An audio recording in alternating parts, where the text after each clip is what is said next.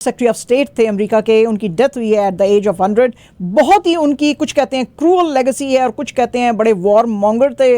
बहरहाल क्या उनकी लेगेसी थी, क्योंकि अमेरिकन जो एडमिनिस्ट्रेशंस थी उनके अंदर उनका बड़ा जो है वो नाम था, उसके ऊपर अब हम बात करेंगे। वो कहते हैं जी इनका बहुत ही अनअपोलोजेटिक किस्म का एटीट्यूड होता था और ये अमेरिका की पावर सारी दुनिया के ऊपर जाते थे, खासतौर पर सेकेंड वर्ल्ड वॉर के बाद। और ये आज लेकिन जो है आराम से अपने घर में जो कनेक्टिकट है उसके अंदर इनकी डेथ हुई। इनकी फैमिली जो है प्राइवेट एक फ्यूनरल जो है वो कर सकती है और फिर उसके बाद जो मेमोरियल सर्विस होएगी वो न्यूयॉर्क के अंदर होएगी, जहां पे कि ये ग्रो अप किए थे। ये एक ज्यू फैमिली को बिलोंग करते थे और नाज़ी जर्मनी में जब ज्यूज को मारा जा रहा था तो वहां से भाग के इनकी फैमिली आई थी। इनका कॉज ऑफ डेथ जो है उसका तो अभी तक पता नहीं चला है, शायद आने वाले दिनों में पता चलेगा। But he was called a war criminal जो है बाय सम पीपल। और वो कहते हैं जी कि ये बहुत ही brutal exercise of real politics जो थी इसने करने की कोशिश की थी, जिसने कि दुनिया के अंदर एक ब्लड ट्रेल जो है वो छोड़ी है, जिसके के अंदर तकरीबन 3 मिलियन बंदे जो हैं वो मरे हैं फ्रॉम अर्जेंटीना टू ईस्ट मोर। वो कहते हैं जी कि ये बड़े एक्टिव थे इवन अपनी आखिरी दिनों तक में भी। और इन्होंने अभी रिसेंटली जुलाई 2023 में चाइना में ट्रैवल किया था और इनकी मुलाकातें जो हैं प्रेसिडेंट शी जिनपिंग के साथ वहां पे हुई थी। ये वैसे भी बड़े क्लोज थे चाइना से, और चाइना से क्लोज होने का इनका मकसद ये भी था कि कोल्ड वॉर के बाद जो सोवियत यूनियन थी उसको दीवार के साथ लगाना चाहते थे और सीक्रेटली बहुत डील्स जो हैं ये बीजिंग के साथ करते थे। और इन डील्स के की वजह से 1972 में जो प्रेसिडेंट रिचर्ड निक्सन हैं उन्होंने फिर चाइना का दौरा किया था।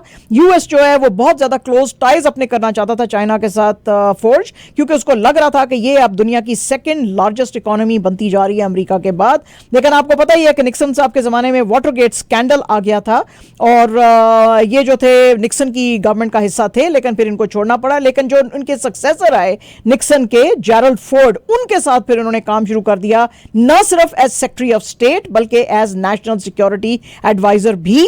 इनको एक पॉइंट पे जो है नोबेल पीस प्राइज भी दिया गया था, क्योंकि इन्होंने वियतनाम की वॉर जो है एंड करने की कोशिश की थी।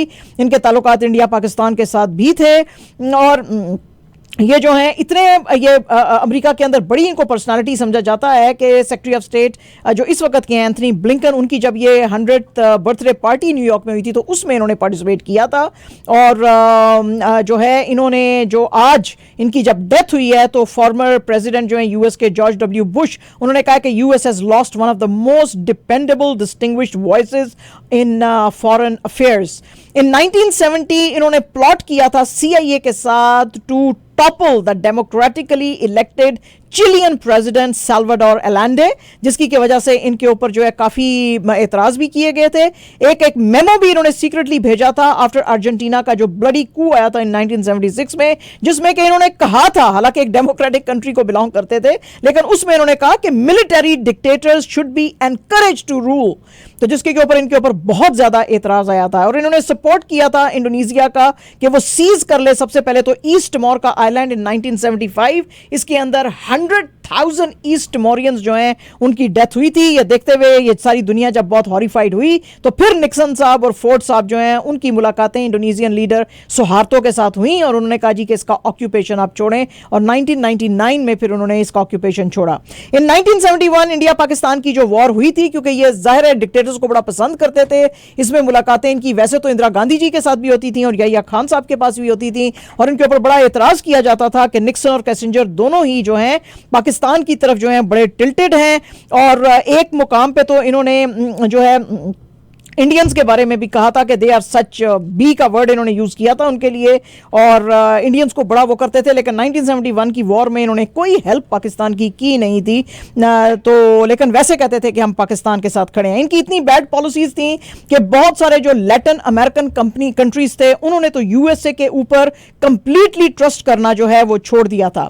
उसके बाद जो है यहाँ पे वियतनाम की वॉर जब हो रही थी तो अमेरिका को लग रहा था कि हम ये बहुत ज्यादा हमें बैशिंग जो मिल रही है हम जीत नहीं सकेंगे। हालांकि ये कंप्लीटली वॉर अमेरिका हार गया हुआ था, फिर भी रिचर्ड निक्सन और किसिंजर जो है उन्होंने ऑथोराइज किया एक सीक्रेट 1969 से 1970 के बीच में जो बॉम्बिंग्स करवाई गई थी लाओस और कंबोडिया के अंदर to disrupt rebel movement in South Vietnam. और इसके अंदर भी थाउजेंड्स ऑफ सिविलियंस जो हैं उनकी डेथ हुई थी, बल्कि लोगों ने तो कहा कि ये जो जीनोसाइड हुआ था खमेर रूज का, इसके अंदर जो है अमेरिका का हाथ था, और जाहिर है कि डायरेक्टली हाथ जो है निक्सन साहब की और सॉरी किसिंजर साहब की पॉलिसीज जो थी उसके अंदर था। फिर जो है इनको साइप्रस बहुत अरसा कहता रहा कि भाई ग्रीस जो है उसकी मिलिट्री जनता जो है हमारे ऊपर बहुत जुल्म कर रही है, हमारे जो हैं ये इलेक्टेड लीडर्स को यहाँ से हटा रही है, लेकिन इन्होंने उसके ऊपर कोई तवज्जो नहीं दी।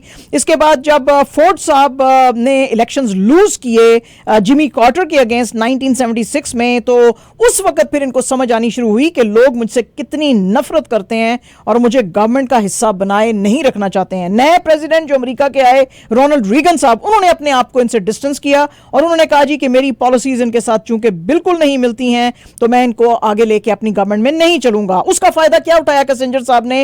एक बहुत ही एक्सट्रीमली हाई एंड और हाईली प्राइस्ड कंसल्टेंसी फर्म खोली न्यूयॉर्क में, और जो दुनिया के बड़े बड़े कॉर्पोरेट एलीट्स थे, किसिंजर साहब उनको उनकी टीम जो थी पॉलिसी मेकिंग जो है वो सिखाती थी और अपने फारग वक्त में ये बैठ के बुक्स लिखते होते थे। इसके अलावा डिफरेंट टीवी चैनल्स के ऊपर जाके अपनी मीडिया कमेंट्री करते थे इंटरनेशनल अफेयर्स के ऊपर। सितंबर 11, 2001 के जो अटैक्स हुए थे यूएसए के अंदर, उसमें एक दफा से फिर US president George W Bush ने इनको पिकअप किया टू हेड इन्वेस्टिगेशन कमेटी, लेकिन इनकी अपनी कंसल्टिंग फर्म जो थी उसमें जो बहुत सारे इनके क्लाइंट्स थे जो इनको मिलियंस ऑफ डॉलर्स देते थे, उन्होंने कहा कि तुम्हारा कोई ताल्लुक जो है अब अमेरिकन पॉलिटिक्स के साथ नहीं होना चाहिए, और अगर तुमने किया तो हम पुल करेंगे। तो जाहिर है कि अपनी कंसल्टिंग फर्म को तो ये नुकसान नहीं पहुंचा सकते थे, तो इसलिए फिर इन्होंने वो जॉब तो ले ली जॉर्ज डब्ल्यू बुश से, और फिर उसके बाद इन्होंने रिजाइन किया।